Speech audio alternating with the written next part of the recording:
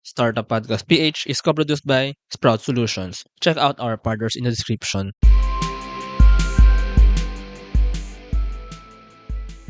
Startup Podcast PH is at the TBI office of Tara, Agri Aqua, and Navigato here in Caraga State University. And we're interviewing Caraga-based startups. In this episode, we have AgriCell, pre-sell produce, waste reduce, and its co-founders, Mateo Navarro, Dexter Alolod, Ryan Aguirre, and Sir Genie Boy Pitos II. Hello, kamusta? Okay lang po. Ayan, so share tayo sa mic, ano? Kasi medyo malaki ang team ng Yes. AgriCell. Pero ayun, wag natin patagalin pa. Ano nga ba ang AgriCell? So, ang AgriCell ay isang e-commerce platform kung saan ang farmers meron silang chance na i-post and i-post nila yung mga produce nila na agricultural, and then the consumers have the chance to buy their produce on our So it's platform. an e-commerce platform connecting Yes. farmers and connecting consumers. Do you have anything to add? Okay? Sige, okay na yun. Pero, ayan, pag-usapan natin, bakit nga ba mahalaga or bakit nga ba kailangan ng e-commerce platform, ano? So, ano nga ba muna yung problema sa pagbenta and sa pagbili na kumbaga masasolve by having an e-commerce platform, by having AgriCell? Mm. Kasi yung nakikita naming problema, and then lumabas din sa ginawa naming survey last week, is nahihirapan yung mga farmers na ibenta yung mga agricultural produce nila sa swak and sakto na presyo na Price. gusto nila. Kasi ang nangyayari, ang tendency kasi sa pag binebenta na nila yung mga produce nila is pinapababaan nila yung presyo para lang mas mabenta sa market. And masakit sa part nila yon kasi hindi natutumbasan yung hirap na ginagawa nila sa pagbebenta. Imagine ilang months nila na tinrabaho yung ganon, and then ibebenta lang nila ng mas mura. And then isa rin doon, yung ibang mga farmers din, napipilitan sila na kumbaga hindi na lang ibenta or hindi ibenta sa middleman yung mga pinroduce nila, kasi yun nga, hindi nila tanggap para sa sarili nila na mura nilang ibenta yung Ayan. yung So, actually, produce. napakalaking problema niya, no? I mean, of course, here in Caraga and also in other farms din sa Pilipinas, hindi ganun ka-free, kumbaga, yung market. Kaya hindi natutugma in terms of economics yung supply and yung demand. Kaya hindi na a-achieve yung tamang price. Pero, okay lang ba? Natanungin ko muna, ano ba yung parang current na state ng pagbenta at pagbili ng mga... So, may middleman, ano? So, paano ba nangyayari yun in the first place? Uso kasi dito yung every sa Mindanao, uso kasi yung every Friday, Saturday, and Sunday merong tinatawag na tabuan, or para siyang instant palengke kung sa Tagalog. 'Di ba ang palengke naka-staple lang siya sa isang lugar? Ayun, meron lang siyang date or day na kung saan nag-ooperate lang yung palengke. And then ganun, yung sistema dito sa Mindanao, specifically sa Surigao del Sur or Caraga, is yung way nila ng pagbebenta ng mga goods is sa tabuan nila binabagsak lahat. And then, ang nakikita kasi namin doon is hindi nabebenta lahat ng mga produce. Kasi basically, meron lugar na kailangan dun pumunta yung mga nagbebenta, dun pumunta yung mga nagbibili. Pero what if may e-commerce na lang, ano? What if online na lang? Pero madaming tanong dyan. Pero gusto ko tanongin yung inyong tagline dito na pre-sell, produce, waste, reduce. Ano ba ibig sabihin nun?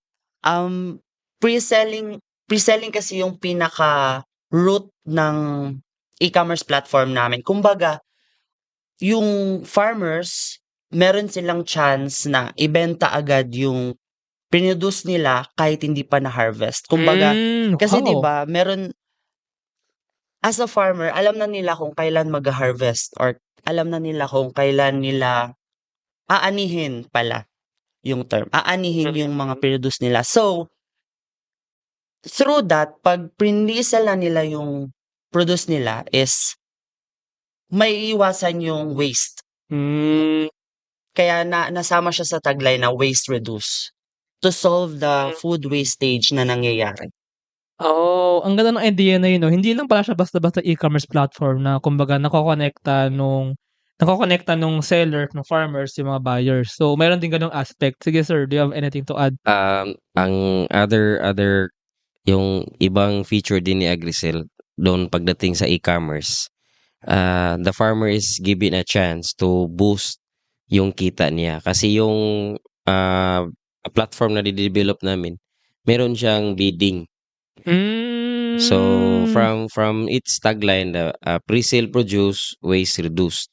From pre-selling, meaning yung produkto nila bago nila anihin is ano na yun, binta na. May bibili na. Nabibenta na. Then if ganun ang kalakalan, maiiwasan natin yung mga nasisira o nabubulok na mga agricultural produce. And at the same time, it will also address the market inefficiency. Kasi yung halimbawa, kung ako yung farmer, aanihin ko yung yung produce ko. Tapos ibibenta ko. Pagdating ko doon sa tabuan, kasi ang nangyayari doon sa tabuan or yung hindi ako sure kung yung dala kong gulay is mabibenta ko ng 100%. So saan pupunta yung halimbawa magdadala ako ng 100 kilos of tomatoes, saan pupunta kung halimbawa yung nabenta ko is 30 kilos lang, saan mapupunta yung 70 kilos? So meaning I would go into a compromise agreement. I will sell it on a lower price which will not compensate doon sa puhunan at saka sa sipag na binigay ko, and at the same time yung iba itatapon ko na lang kasi pabigat lang yun pag uwi ko. Yun yung papasok yung e-commerce platform niya. So at the same time, it will also give fighting chance dun sa mga farmer natin and also educate them on the science and the technology advancement. So meaning, he will carry them out to the development. We will not lift out the agriculture, since agriculture is the food basket producer natin in one way or the other.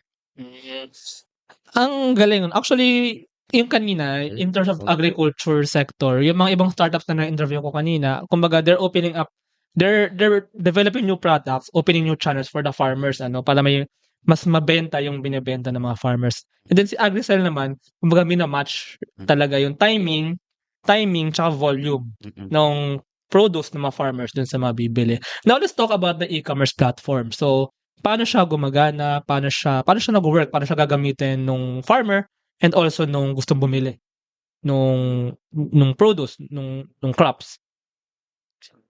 So, sa application itself, sir, meron tayong tatlong user. The farmer, the buyer, then us, the admin. So, the farmer and the buyer had separate accounts. So, through their accounts, the farmer can upload their produce prior to the harvesting time. So, then the buyer itself, they have their own access to their account. So, prior to harvest, in the posting area of the farmers, so the buyers have they have the chance to view the produce upon harvest time. So kahit wala pang harvest time, makikita na ni buyer kung sa ganitong date pala ito yung mga available stocks, available agricultural produce sa ganitong date. So doon pa lang is may transaction na magagawa when it comes to dyan na din papasok yung pre-selling namin. So through pre-selling, with the exact date, So even though the exact date of the harvest time is hindi pa ngayon, may transaction na So, yung bayad nangyayari. is binigay na nung buyer dun sa farmer before? So, parang magko-commit na lang yung farmer na after a few months, ibibigay ko sa'yo 'to. Ganun ba siya nagwo-work? Yung bayad nun sir, meron kaming trust guard.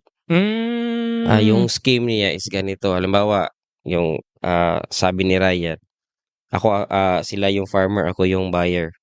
Kasi si Agricel, meron siyang 3 uri ng transaction. Yung kanya user yun, may transaction siya. The pre-sealing at pre-sale type 1, the pre-sale type 2, and the data management. Yung pre-sale type 1 is farmer to small scale business. Meaning local yung market niya. Yung pre-sale type 2 is from farmer will be represented as business and will transact to businesses, so restaurants and other large scale businesses. The next is the data banking. So yung data namin na-gathered, so number of farmers in a certain area, the volume of produce, the type of produce, we will put it into a data privacy, then we will sell it to the customer, whoever needs the data, for example, local government units, department, and other line agencies. So from that, going back to parcel type 1, a farmer can post his produce, on what date he will harvest, and what available produce, and what are the market price. Say, for example, he will buy sitaw next month. So I will also post how many volumes of sitaws is available on next month. So prior to that, you can still pay in advance or on the date of the harvest. So yung bayad will be received by the farmer to our trust guard. Meron din kasi kaming parang GCash. It was a payment method designed and integrated into the system. As long as the farmer uses Agricel and the platform, he will receive also incentives. They will be incentivized during the transaction made and the completed transactions on the products that he or she was posting online. And when it comes to business, iba din yung modes of nila incentives. So meaning when it comes also to bidding, so halimbawa mayroong scarcity of talong. Scarce yung talong. So it will be on a bidding price. So ipo-post si Agricel, pero si Agricel, it will not take advantage on the bidding price. So let's say Agricel, the farmer uses Agricel, post it on 50 per kilo. Shortage yung talong. So mayroong ibang buyer. Magsasabi si buyer, will we put it on bidding? Aangat yung price. I will buy your talong at 70 pesos per kilo. So meaning, Agricel will facilitate, they will be put into a private room. Alam mo, may 3 bidder. From 50 pesos price per kilo, yung isa 70, yung isa 90, yung isa 100.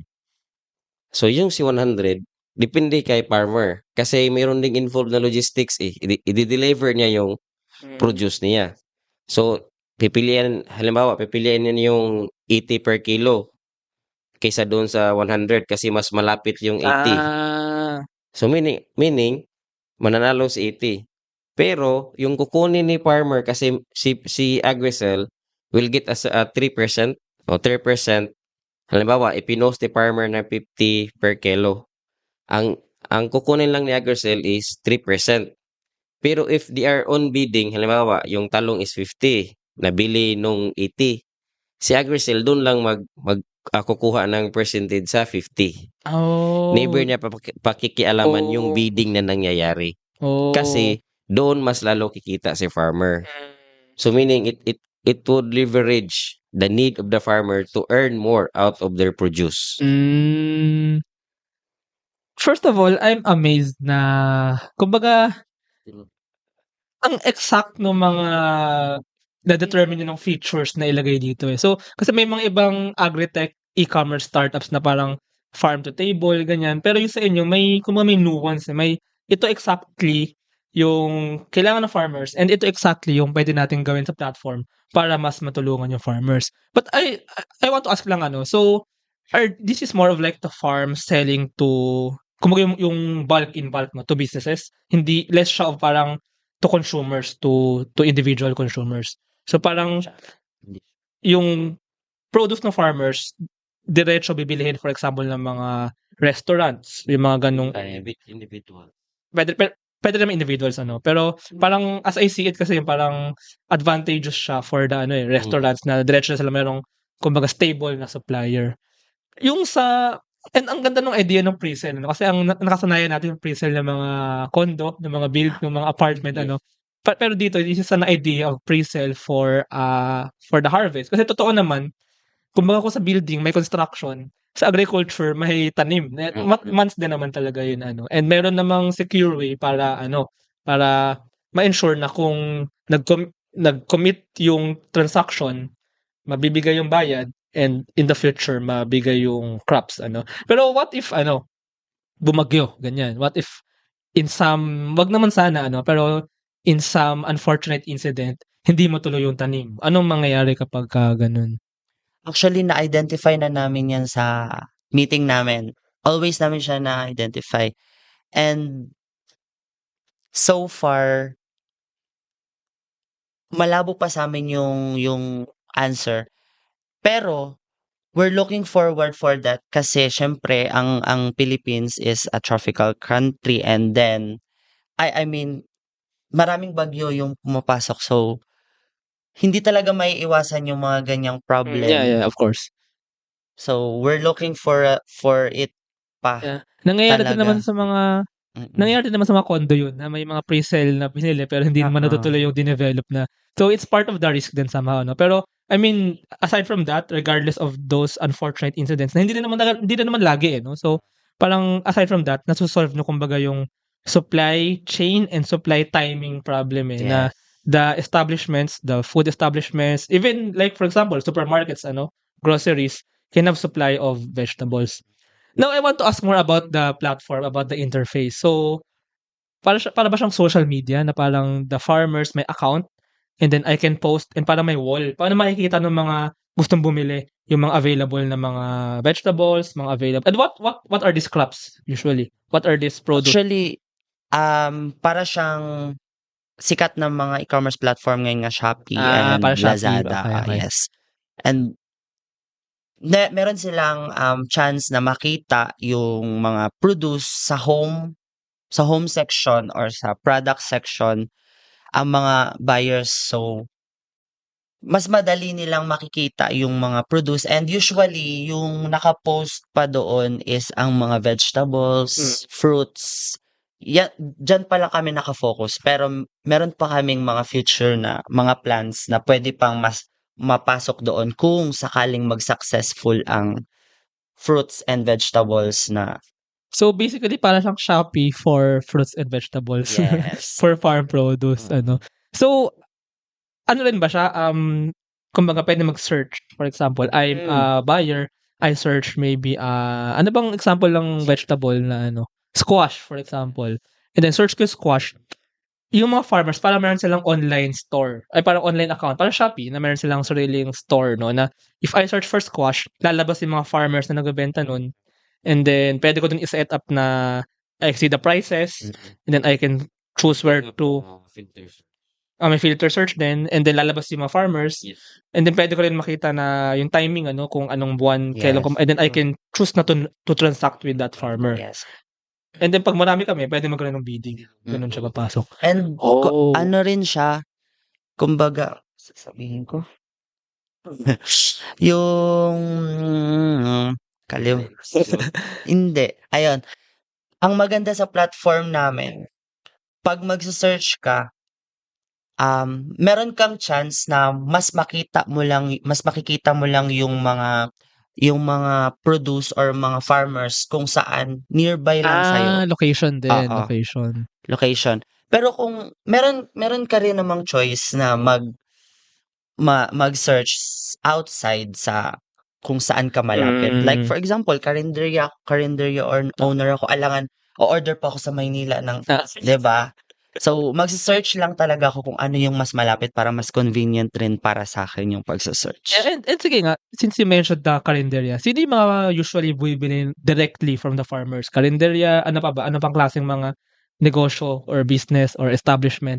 Actually, yung na-plan lang namin is karinderya owner, restaurant, manufacturers, and yeah. Kasi yung meron ding, 'di ba meron tayong food processing. We want to go into it kasi halimbawa yung mga, guava, 'di ba Ibang puwede startups sila kanina. puwede nilang gawing jam or ano yung, Yes, we can cater other forms of platform and businesses just to maximize and to boost the incomes of farmers. Kasi parang, the farmer itself, parang andun lang sila palagi sa market, sa tiangge. They can never go out in a digital way. So with AgriSell, we intended to keep them up on the development side. So with that, hindi lang naman siya from pre-sealing. We will also get into a production stage. But as of this moment, we are focused on pre-sealing. Kasi after, so when the platform has a volume of products, those products can be can be turned into another product, into, for example, jams, Yeah. preservatives, and all forms of those processed foods. Pwede siya maging raw material. So now, do you deploy this in Caraga, in Mindanao, or in the whole Philippines? As of this moment, idea pa lang talaga siya. And ngayon, we're working on the MVP or the ano yun? Minimum viable product. And the prototype of our startup idea. Yeah, and bago ko tanungin ang inyong story, for sure sa mga nakikinig na 'to, merong isang malaking question sa kanilang utak right now. Kasi you're building a new digital platform for farmers. Now, ang pinaka-obvious na tanong dito, will the farmers be, kumbaga, gagamitin ba nila yung online? Are they, kumbaga, madali ba nila magagamit even if it's an online platform? What do you think about that? Kaya namin sinali sa ano, sa kasi may future partnered agencies kami. Mga target nga partnered agencies, especially sa government. So, meron tayong sa DOST, specifically si DOSTP card, may kinakandak sila na fit center. So, in that center, they are training, or in layman's term, they are leveraging the gap between the technological advancement and the farmers. Yes. So in that way, we can bridge the gap between the technology and the people.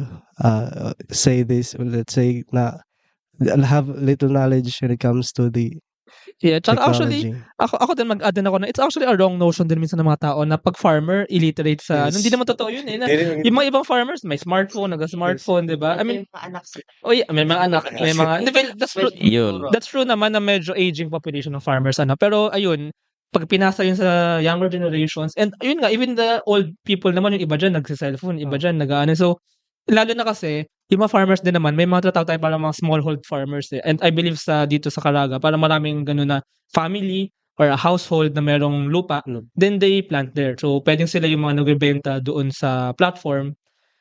And then, actually, yung mga yun, may mga cellphone yung mga yun. And with the help of government support, of course. So, puwedeng mas ma-bridge pa yung gap na Yes, yun. kasi yung target partner namin, as Ryan mentioned, meron din kaming partnership with DA. Since si DA naman yung frontliners pagdating sa farmers. And with DA's program, they are organizing farmers. It is called farmers organization. So from that, it will be our leverage to give them a capacity building on what the platform is and what is the purpose of the platform.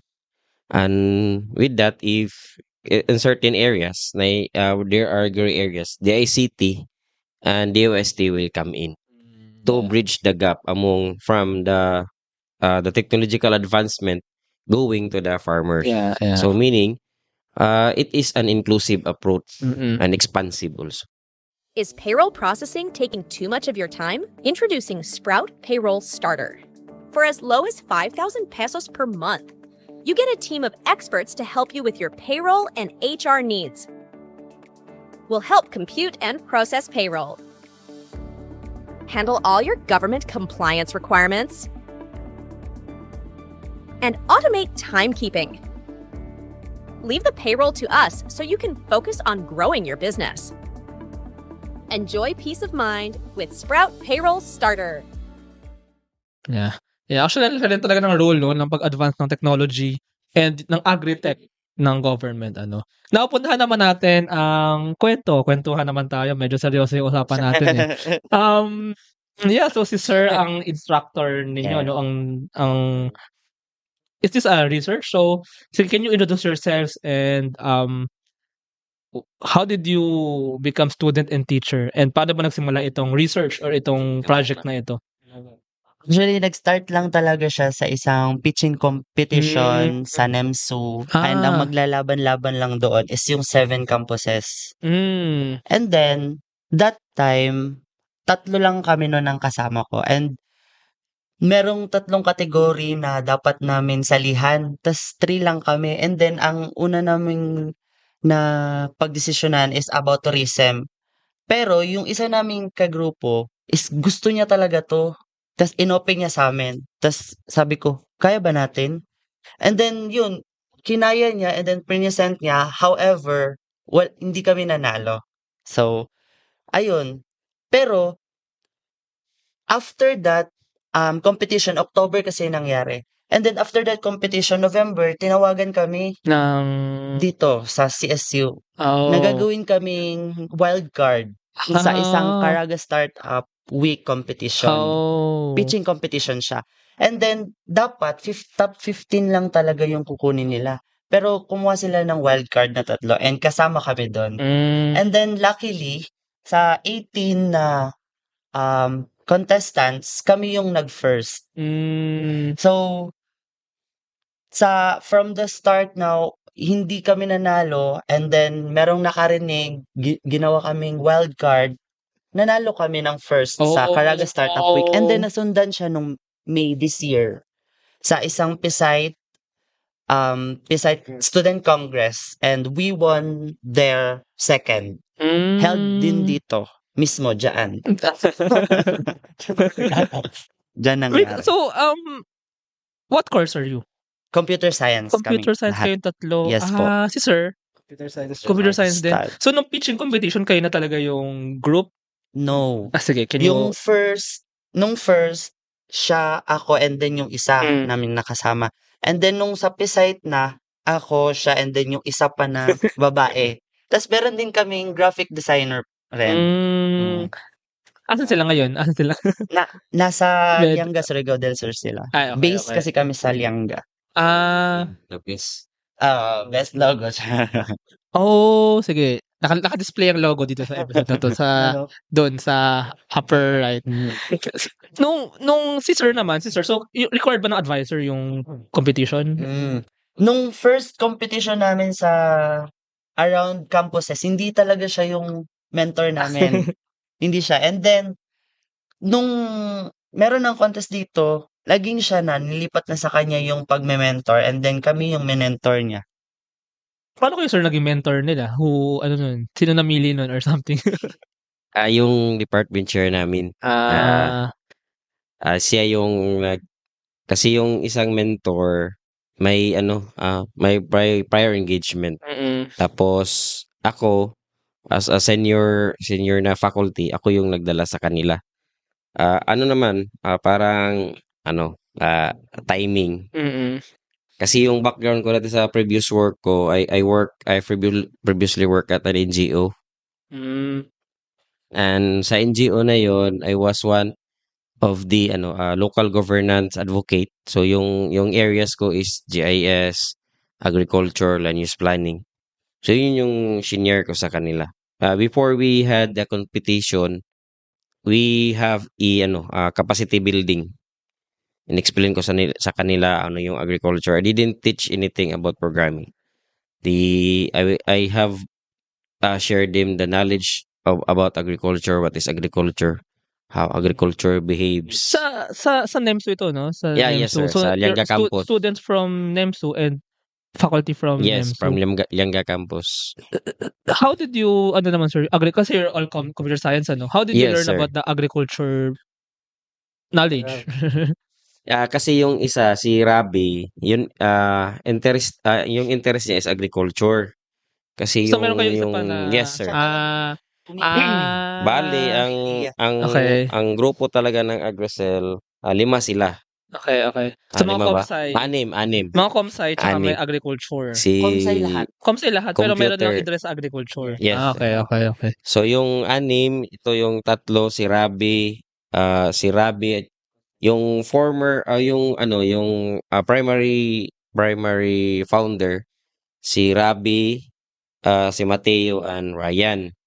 On-board member, there are 4 primary members. Joshua Lasida. Joshua is our graphics artist. Cosette is our on-board member, and Dexter. With that, kasi naniniwala kami na we will leverage from junior. So meaning aladirize yung learning. May aalis, may papasok. With that, Ravi is interested in agriculture. Si Cosette din coming in from a farming family. So they both had the interest. Yung akin lang was to introduce them what are the salient parts of agriculture, how agriculture behaves through sa learning namin. Yun yung pinaintindi ko sa kanila. So with that, resilient naman sila when it comes to learning. Yung mga students, paano kayo nagkakilala? Paano kayo nabuo? Classmate. Siya, senior namin si Kuya. Graduate na po ako. Now, ito yung question ko rin. Kasi actually, ang ganda ng features nung AgriCell as a platform. Yung bidding tsaka yung pre-sale. Lang ang question ko, nung nag-start kayo dyan sa pitching competition, yun na talaga yung idea or parang na-evolve pa yung idea over the months, over the years, over competitions, based on feedback? Actually, ang pinaka-original talaga na feature is pre-selling. Okay. And then the bidding feature is na-acquire lang namin siya after the PSIC Student Congress. And ang nag-suggest nun is one of the judges sa pitching competition na yon. And we found it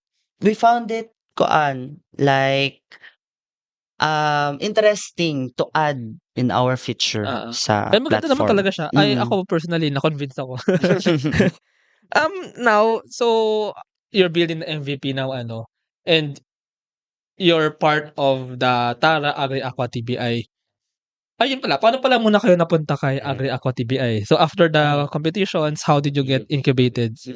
Actually, originally, incubated kami ng Navigato. Oh, yes. And then, na dito rin ang office. Dito rin ang office. And then, ang last day namin sa pag-incubate is ngayon. As in ngayon. And then, nag-incubate kami dito for about 1 month. And then, after that... Pre-incubation, I think. Yeah. Ngayon siya. So, 1 month siya nangyari. And then, kinuha kami ng Tara since ang Tara is all about agri-aqua. So, gusto nila na maging part din kami ng TBI nila. Yan. Since agriculture naman yung inaano namin. Galing. Dual incubating. Naging dual yung approach kasi namin. We are into ICT and at the same time, we are into sustainability. Yes. So, sakto pala, kasi si Tara Agri Aqua mas focus on the agriculture. Si Navigato, actually, I'm not sure pa. Yeah, pero medyo broad na technology, ICT. So, combine pa talaga kayo ng dalawang TBIs dito in Caraga Kasi State yung University. computer science is not always about programming and development. We are also into partnership, innovation, development. So meaning we can go partnership or intervene into a problem which science using computer can be applied. Yes. True. Actually, that's ang ganda nung ano na yun. Kasi some people think na we should go to computers, technology kasi No. yun yung sikat eh. Pero Kasi yan yung it's another tool. stereotype na so we do not entertain, we do not limit on the four corners of the desktop or the laptop. Although it is a far pitch from our course, but it's a economic problem Yeah. which And we can apply data and science. Yeah, very important problem no na so ang ganda talaga na ang ganda ng term na agritech eh kasi combination talaga siya ng agriculture which is very very crucial sa Pilipinas and then technology is a very useful tool actually. Ayun. Now you have the MVP, you're building the MVP. Paano niyo siya planong ipagamit sa mga farmers? I mean, like in terms of marketing, how do you plan to convince them to use? Nabanggit niyo na yung parang model dito na meron kayong percent if ever in the transactions pero how do you plan to convince the farmers to use your MVP? So, ang first plan talaga namin is to have a Facebook page and then through that, i-endorse namin yung app namin doon and then ipapagamit namin siya for the meantime kung sino man ang maabot nun. And then for the buyers or for the buyers, we plan to have a one-on-one meeting for each like business and manufacturers na i-try yung aming platform. And then sa mga farmers, syempre, kung meron kaming online na pag-market, dapat meron din kaming face-to-face na pag-market. So, we plan po rin na bisitahin sila sa every lugar kasi meron na rin naman kaming kumbaga alam kung saan yung maraming mga farmers since yung papa rin kasi niya meron ding position sa so kumbaga meron kaming alam din kung saan yung maraming farmers.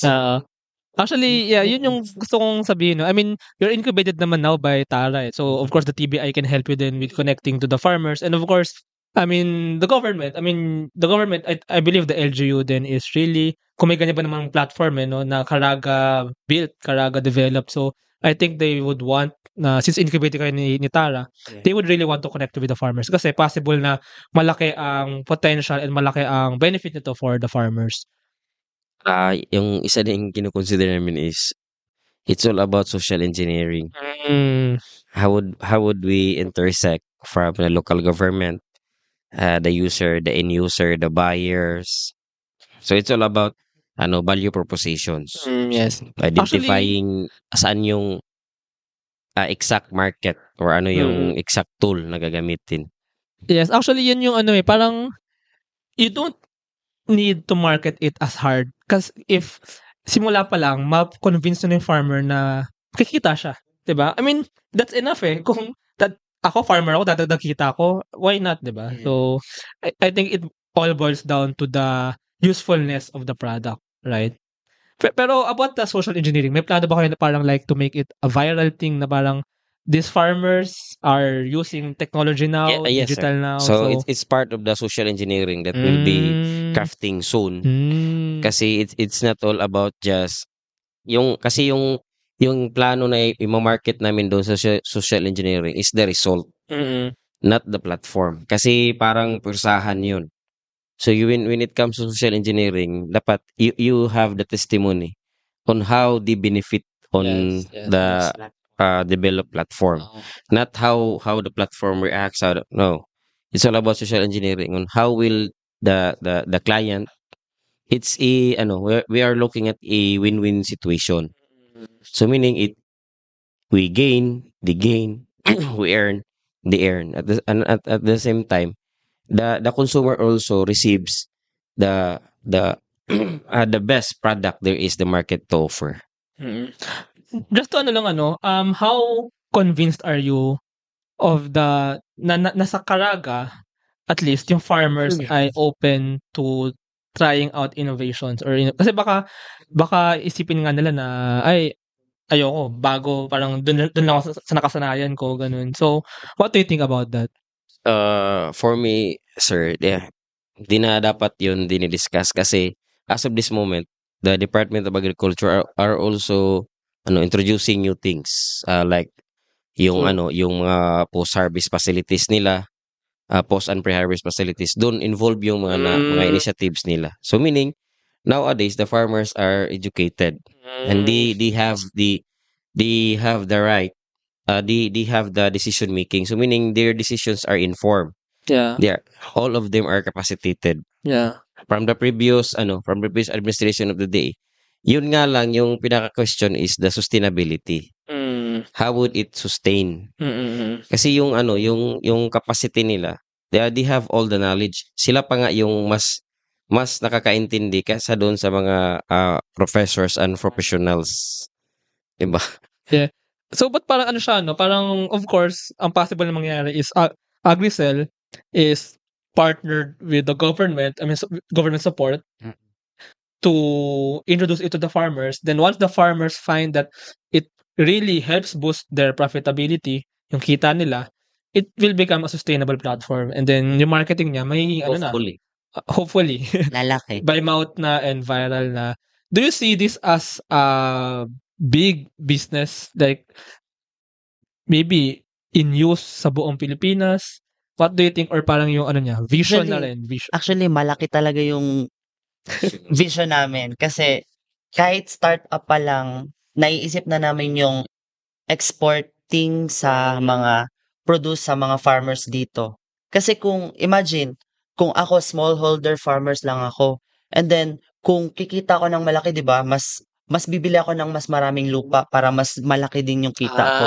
So, by that, kung mas marami na yung mga farmer na nagtatanim and sosobra na yung production ng mga agricultural produce, syempre makakagawa rin ng ang Pilipinas ng may export sa iba't ibang klase iba't ibang bansa.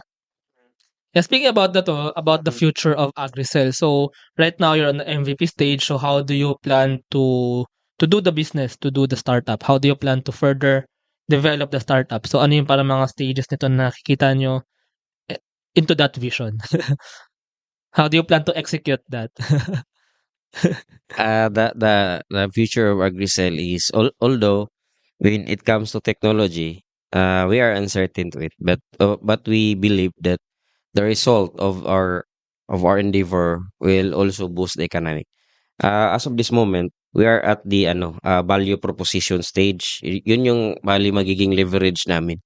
So meaning identifying kung sino yung customer, ano yung profile nila, ano yung mga pains, ano yung mga iniingay nila. So with that, gagawa kami ng situational analysis on where exactly Agricel will inject its profitability and its usefulness. So prior to that, and although marami pang steps and maraming adjustments during the incubation period, but most likely yun yung direction namin. Kasi we are not just looking into a local market, but we're also looking yung na share ni Mateo, the international market. But as of this moment, we are focused on how Agricel will kick off. Yeah. Of course. I mean, a startup always pivots and start first with a small ecosystem that you have, and tsaka nyo paplanuhin yung mga ano. Ayan, sige. So, final question, So, all of you answer this para naman mapaikot natin yung ano. Final question na. Pero medyo medyo visionary na question. So, of course naman you join the startup kasi of a purpose of hindi lang because you want to pitch, you want to build something. I know deep within your hearts meron kayong parang purpose na gusto ma-achieve. So, what really is kumbaga yung purpose nyo sa pag-build ng startup na to? And kumbaga i-connect natin sa what do you want to see sa agriculture, sa state of agriculture in the Philippines, sa state ng mga farmers. So, medyo Miss Universe question to, pero ayun. Final. Ayan. Lately kasi, di ba, naging viral yung mga farmers na umiiyak kasi anong tawag doon? Iniitak nila yung mga, ewan ko kung nabalitaan yun, iniitak nila yung mga mga tinanim nila kasi hindi nabebenta kasi nga mura yung pagbili sa mga ano nila. Yung mga kamatis din I think sa Watermelon, kamatis. Nakalimutan pero parang northern sa Luzon. Sa North Luzon, So, ang nakikita naming purpose ng AgriCell is kumbaga empowering farmers to have their chance na mas malaki yung kita nila sa lahat ng mga produce nila. And para siyempre, 'di ba pag sinabing farmer sa Pilipinas, kumbaga nasa baba ka or nasa laylayan ka kumbaga. So, gusto namin tanggalin yung stereotype na yon na kapag farmer ka, hindi ka nasa baba. Kumbaga, ka-level ka ng kung sino man ang nasa true. taas or kung ano mang label nila. True. Actually, yun nga, no? Medyo mababa ang tingin sa mga farmers, pero hindi dapat Sa ganun. Japan, ang taas, di ba? Yeah, actually, yun nga, ang napag-usapan din namin kanina, sana sa Pilipinas, when you hear the word businessman, ang naiisip yung mga suit and tie, nasa building, pero it's also possible na when you think of businessman or entrepreneur, let's think of the farmer. Kasi businessman naman talaga at entrepreneur naman talaga ang farmers na actually mas malaking capital, mas matagal yung time, and then may risk din before they actually get profits out of what yung pinaghirapan nila. Pero sana nga dumating yung time na very respectable ang mga farmers because then kumikita talaga ng malaki ang ating mga farmers. Sige, thank you for that. So, we want to be a top 1 exporter. So, sa issue kasi sa Philippines, we are number 1 most top 1 importer around. So, we want to minimize that because that is a really pain points to the farmer. So, may bigas kami, bakit pa kami kukuha sa ibang bansa? Yes. So, yun. Agree. So, makakatulong din ng e-commerce instead of import lang tayo ng import, our own local produce is mapapahalagahan siya at hindi na aalis ng bansa. I mean, we can export pero kumbaga what we need is here na rin. Yeah. Sige, Thank you for that wonderful question. I do believe. Kidding aside, so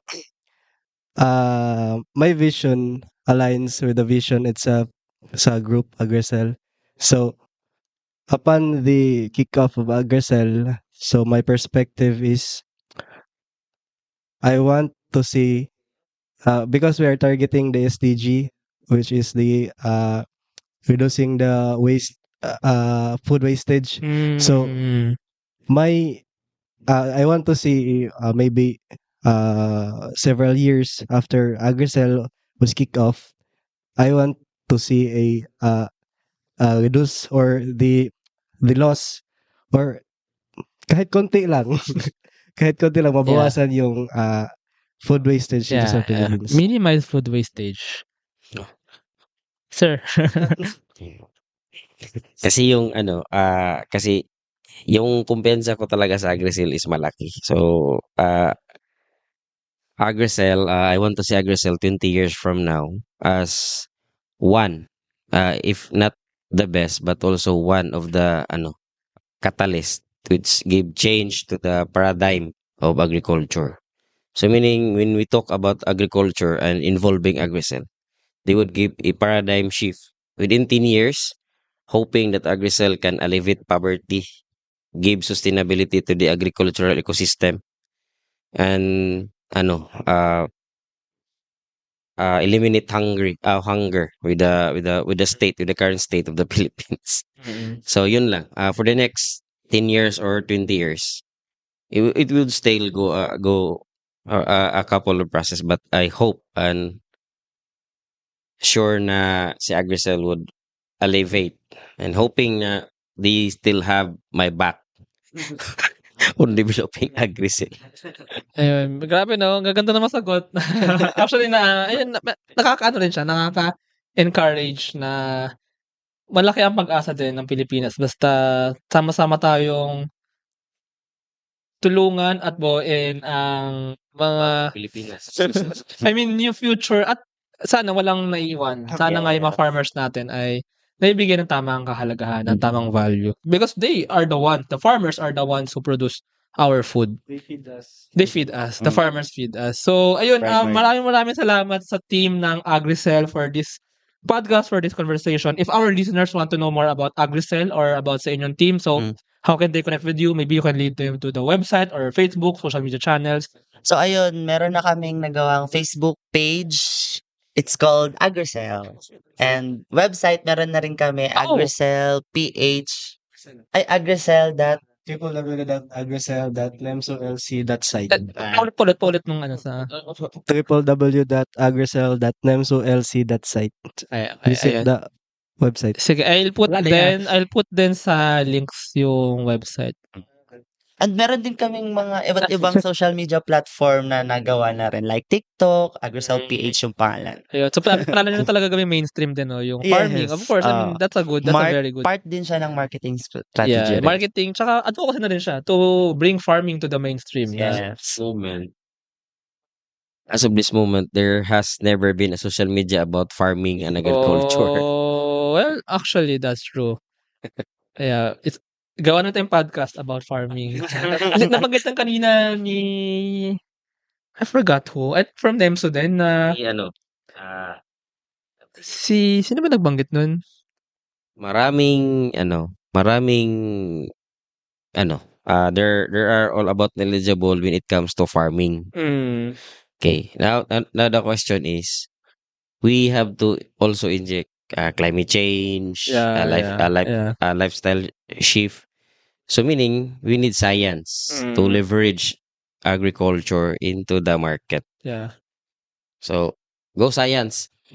Yeah, but parang normalize farming, normalize agriculture, and normalize science din, So, ayun. So, thank you so much. Thank you. Thank you very much to our 48 patrons. This episode is super powered by AskLex PH Academy, our official e-learning partner. Get certifications on Lean Six Sigma, project management, data science, and more. One CFO services, bookkeeping and tax, and payroll processing for startups and small businesses. Tuala, privacy-focused digital experience for sharing identity information across Web 2 and Web 3 ecosystems. Wonder Brand, next generation data science-driven brand strategy and design company for emerging markets. Doon, Philippines' first fully insured peer-to-peer car-sharing marketplace. And Space Cebu, global co-working space, private office and meeting rooms for startups, digital nomads, and freelancers. Mamiki Super Pet App, the Philippines' first ever one-stop mobile app for pet products and services. MarketMind Local, a digital marketing company focused in helping small and medium businesses. Mata Technologies, Philippines' premier provider of virtual tours and maps for LGUs, real estate, tourism, and private businesses. Hire Business Solutions, provider of the most configurable cloud-based payroll system in the Philippines.